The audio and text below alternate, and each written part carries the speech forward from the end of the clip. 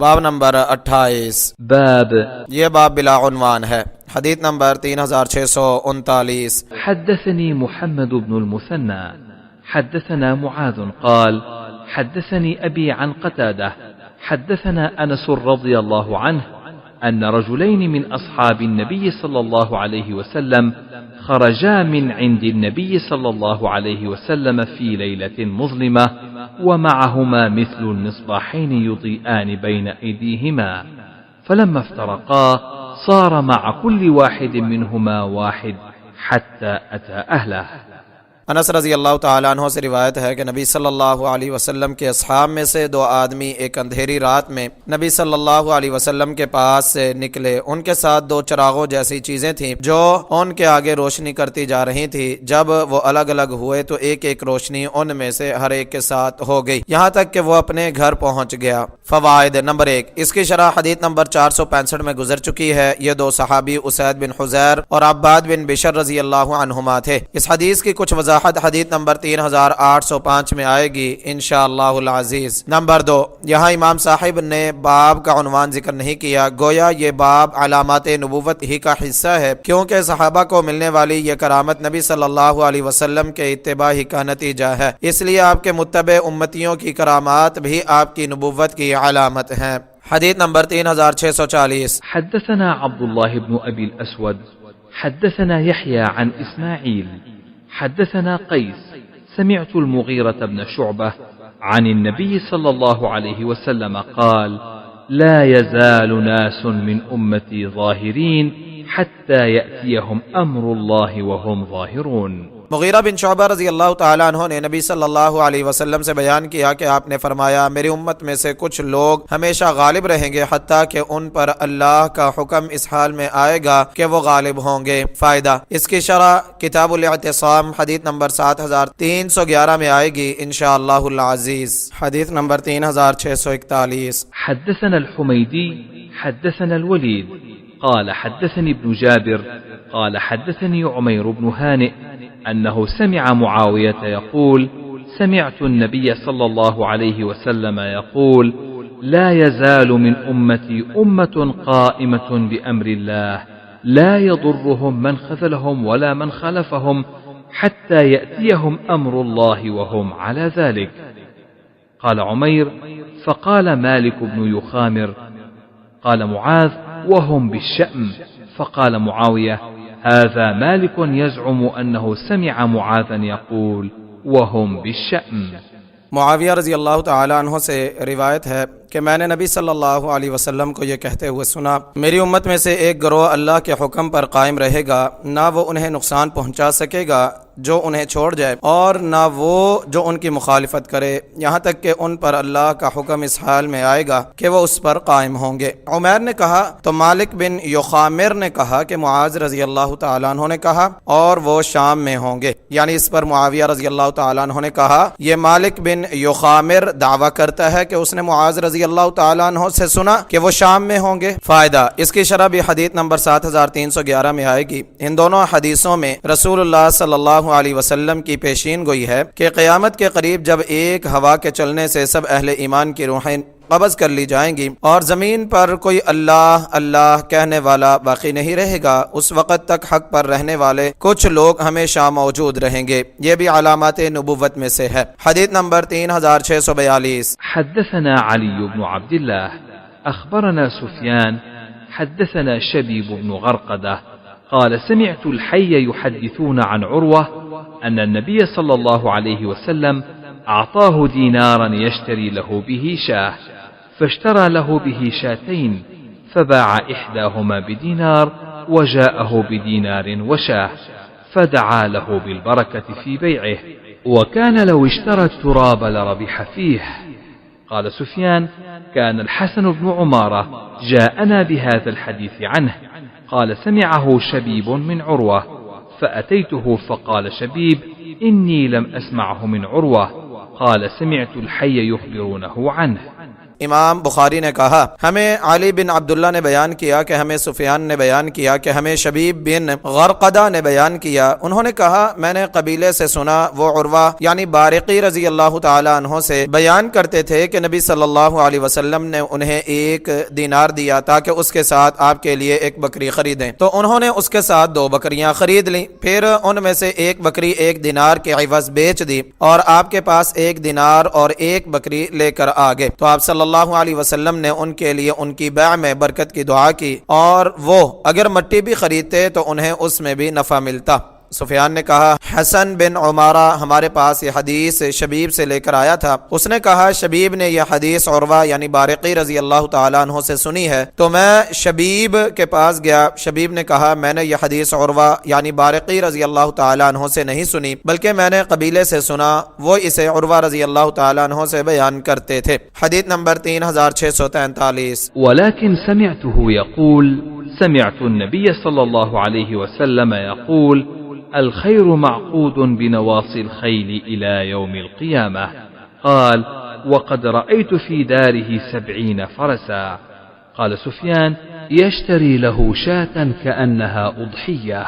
یعنی شبیب کہتے ہیں لیکن میں نے یعنی ایک اور حدیث اس یعنی عروہ بارقی رضی اللہ تعالیٰ عنہ سے سنی ہے، وہ کہتے تھے کہ میں نے نبی صلی اللہ علیہ وسلم سے سنا، آپ فرماتے تھے گھوڑوں کی پیشانیوں کے بالوں میں قیامت کے دن تک خیر باندھی ہوئی ہے۔ شبیب نے کہا اور میں نے ان یعنی عروہ رضی اللہ تعالیٰ عنہ کے گھر میں 70 گھوڑے دیکھے۔ سفیان نے کہا حدیث کے الفاظ یشتری لہو شاتن کا مطلب یہ معلوم ہوتا ہے کہ آپ صلی اللہ علیہ وسلم نے اسے قربانی کے لیے بکری خریدنے کے لیے فرمایا۔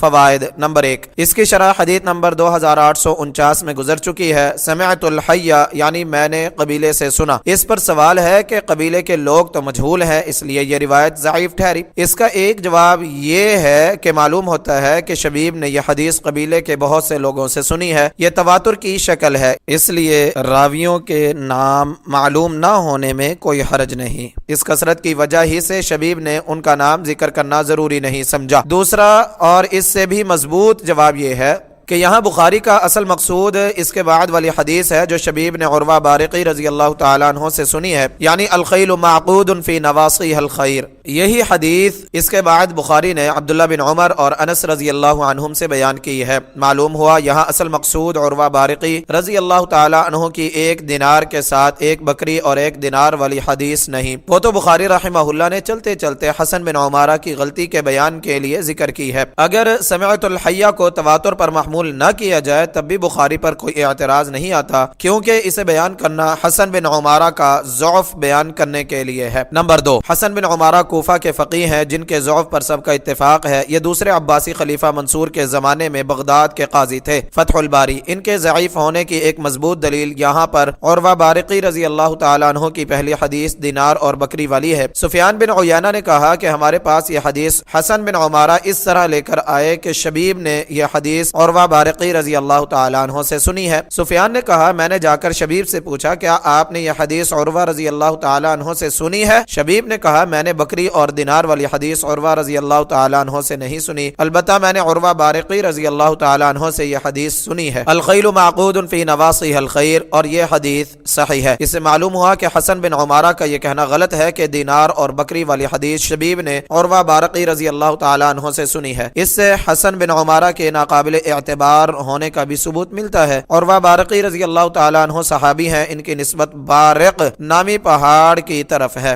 حدیث نمبر 3644۔ حدثنا مسدد حدثنا يحيى عن عبيد الله قال أخبرني نافع عن ابن عمر رضي الله عنهما أن رسول الله صلى الله عليه وسلم قال الخيل في نواصيها الخير إلى يوم القيامة۔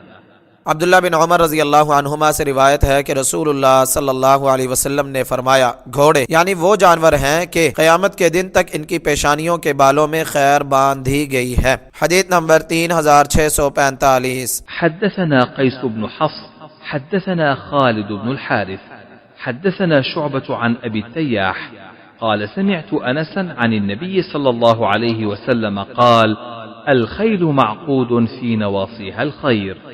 انس بن مالک رضی اللہ تعالیٰ عنہ سے روایت ہے کہ نبی صلی اللہ علیہ وسلم نے فرمایا گھوڑے یعنی وہ جانور ہیں کہ ان کی پیشانیوں کے بالوں میں خیر باندھی گئی ہے۔ فائدہ، عروہ بارقی رضی اللہ تعالیٰ عنہ کی حدیث اور عبداللہ بن عمر اور انس رضی اللہ عنہم کی حدیث میں یہ پیشین گوئی کہ آپ صلی اللہ علیہ وسلم کی نبوت کی دلیل ہے کہ گھوڑے ہمیشہ جہاد میں کام آتے رہیں گے۔ آج جبکہ ہوائی جہازوں اور میزائلوں کا زمانہ ہے، گھوڑے اب بھی ہر فوج کا ضروری حصہ ہیں اور قیامت تک رہیں گے، جیسا کہ نبی صلی اللہ علیہ وسلم نے فرمایا ہے۔ ان احادیث کی شرح حدیث نمبر 2849 میں گزر چکی ہے۔ حدیث نمبر 3646 حدثنا عبد الله بن مسلمة عن مالك عن زيد بن أسلم عن أبي صالح السمان عن أبي هريرة رضي الله عنه عن النبي صلى الله عليه وسلم قال: الخيل لثلاثة، لرجل أجر ولرجل ستر وعلى رجل وزر. فأما الذي له أجر فرجل ربطها في سبيل الله فأطال لها في مرج أو روضة ما أصابت في طيلها من المرج أو الروضة كانت له حسنات، ولو أنها قطعت طيلها فاستنت شرفا أو شرفين كانت أرواثها حسنات له، ولو أنها مرت بنهر فشربت ولم يرد أن يسقيها كان ذلك له حسنات. ورجل ربطها تغنيا وسترا وتعففا لم ينس حق الله في رقابها وظهورها فهي له كذلك ستر.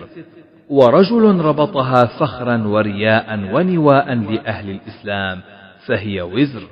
وسئل النبي صلى الله عليه وسلم عن الحمر فقال: ما أنزل علي فيها إلا هذه الآية الجامعة الفاذة: فمن يعمل مثقال ذرة خيرا يره ومن يعمل مثقال ذرة شرا يره. ابو ہریرہ رضی اللہ تعالی عنہ سے روایت ہے کہ نبی صلی اللہ علیہ وسلم نے فرمایا گھوڑے تین آدمیوں کے ہوتے ہیں، وہ ایک آدمی کے لیے اجر، ایک آدمی کے لیے پردہ اور ایک آدمی کے لیے بوجھ ہیں۔ رہا وہ شخص جس کے لیے وہ اجر ہیں تو یہ وہ آدمی ہے جس نے انہیں اللہ کے راستے میں باندھ کر رکھا، پھر کسی سبزے کے میدان یا باغ میں اس کی رسی لمبی کر دیتا ہے تو وہ اپنی رسی میں سبزے کے اس میدان میں جو کچھ بھی کھائیں وہ اس کی نیکیاں بن جاتی ہیں، اور وہ اپنی رسی توڑوا لے اور ایک ٹیلا یا دو ٹیلے دوڑ لگا لیں تو ان کی لید اس کے لیے نیکیاں بن جائیں گی، اور اگر وہ کسی نہر پر سے گزریں اور پانی پی لیں حالانکہ اس نے انہیں پلانے کا ارادہ نہیں کیا تو وہ بھی اس کے لیے نیکیاں بن جائے گا۔ اور ایک اس آدمی کے لیے ہے جس نے انہیں غنی رہنے کے لیے اور سوال سے بچنے کے لیے رکھا ہے اور وہ اللہ کے حق کو نہیں بھولا جو ان کی گردنوں اور ان کی پشتوں میں ہے تو وہ اس کے لیے اسی طرح پردہ ہے، اور ایک وہ آدمی جس نے انہیں فخر کے لیے اور اہل اسلام کی دشمنی کے لیے باندھ رکھا ہے تو وہ بوجھ ہے۔ اور نبی صلی اللہ علیہ وسلم سے گدوں کے متعلق پوچھا گیا تو آپ نے فرمایا مجھ پر ان کے بارے میں اس جامع اور منفرد آیت کے سوا کچھ نازل نہیں کیا گیا، پھر جو شخص ایک ذرے کے برابر کوئی نیکی کرے گا وہ اسے دیکھ لے گا، اور جو شخص ایک ذرے کے برابر برائی کرے گا وہ اسے دیکھ لے گا۔ سورہ زلزال آیت نمبر 7-8۔ فائدہ، امام بخاری رحمہ اللہ نے پچھلی 3 حدیثوں میں نبوت کی علامت کے طور پر آپ صلی اللہ علیہ وسلم کی پیشین گوئی کا ذکر کیا کہ گھوڑوں میں قیامت کے دن تک خیر باقی رہے گی، ان کی اہمیت جہازوں اور میزائلوں کے باوجود باقی رہے گی۔ ان کے آخر میں انہوں نے رسول اللہ صلی اللہ علیہ وسلم کی حدیث نقل کر دی کہ گھوڑوں کی 3 قسمیں ہیں، یہ ان تینوں کاموں کے لیے ہمیشہ سے استعمال ہوتے رہے ہیں جیسا کہ اب تک ان کاموں کے لیے استعمال ہو رہے ہیں اور آئندہ بھی استعمال ہوتے رہیں گے۔ آپ صلی اللہ علیہ وسلم کی یہ پیشین گوئی بھی پوری ہوئی۔ حدیث نمبر 3647۔ حدثنا علي بن عبد الله حدثنا سفيان حدثنا أيوب عن محمد سمعت أنس بن مالك رضي الله عنه يقول: صبح رسول الله صلى الله عليه وسلم خيبر بكرة وقد خرجوا بالمساحي، فلما رأوه قالوا: محمد والخميس، وأحالوا إلى الحصن يسعون، فرفع النبي صلى الله عليه وسلم يديه وقال: الله أكبر، خربت خيبر، إنا إذا نزلنا بساحة قوم فساء صباح المنذرين. انس بن مالک رضی اللہ تعالی عنہ سے روایت ہے، انہوں نے کہا نبی صلی اللہ علیہ وسلم نے خیبر پر صبح کے وقت حملہ کیا جبکہ وہ کسیاں لے کر نکلے ہوئے تھے۔ جب انہوں نے آپ کو دیکھ لیا تو کہنے لگے محمد لشکروں سمیت آگے، تو وہ دوڑتے ہوئے قلعہ کی طرف چلے گئے۔ نبی صلی اللہ علیہ وسلم نے دونوں ہاتھ اٹھائے اور کہا اللہ اکبر، خیبر ویران ہو گیا۔ بے شک ہم جب کسی قوم کے میدان میں اترتے ہیں تو ان لوگوں کی صبح بری ہوتی ہے جن کو خبردار کیا جا چکا ہوتا ہے۔ فائدہ، اس کی شرح حدیث نمبر 371 میں گزر چکی ہے۔ یہاں اس کی مناسبت یہ ہے کہ آپ صلی اللہ علیہ وسلم نے پہلے ہی خیبر کی فتح کی پیشین گوئی فرما دی جو پوری ہوئی۔ یہ آپ صلی اللہ علیہ وسلم کی نبوت کی علامات میں سے ہے۔ حدیث نمبر 3648۔ حدثني إبراهيم بن المنذر حدثنا ابن أبي الفديك عن ابن أبي ذئب عن المقبوري عن أبي هريرة رضي الله عنه قال قلت يا رسول الله إني سمعت منك حديثا كثيرا فأنساه قال ابسط رداءك فبسطت فغرف بيده فيه ثم قال ضمه فضممته فما نسيت حديثا بعد۔ ابو ہریرہ رضی اللہ تعالیٰ عنہ سے روایت ہے کہ میں نے کہا یا رسول اللہ، میں آپ سے بہت سی باتیں سنتا ہوں پھر انہیں بھول جاتا ہوں۔ آپ نے فرمایا اپنی چادر بچھاؤ۔ میں نے اپنی چادر بچھائی تو آپ نے اپنے دونوں ہاتھوں کے ساتھ اس میں لپیں ڈال دی، پھر فرمایا اسے اپنے ساتھ ملا لو۔ میں نے اسے ملا لیا، پھر اس کے بعد میں کوئی بات نہیں بھولا۔ فائدہ، اس کی شرح کے لیے سنیے حدیث نمبر 118 119۔ اس میں لپیں ڈال دی، گویا قوت حافظہ لپ بھر کر ڈال دی۔ تیسیر الباری۔